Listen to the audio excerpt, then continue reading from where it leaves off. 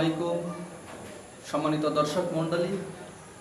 তো আমি আপনাদেরকে আজকের মসজিদে প্রবেশের সময় যে 5টি সুন্নাত রয়েছে এই সুন্নাতের বিষয়ে আমরা জানব।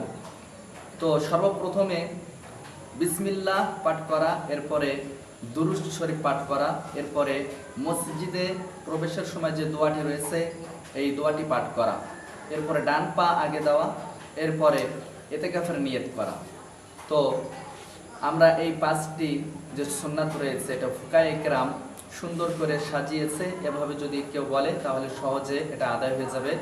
বিসমিল্লাহি ওয়াসসালাতু ওয়াসসালামু আলা রাসূলিল্লাহ আল্লাহুম্মা ইফতাহলি আবওয়াবা রাহমাতিক।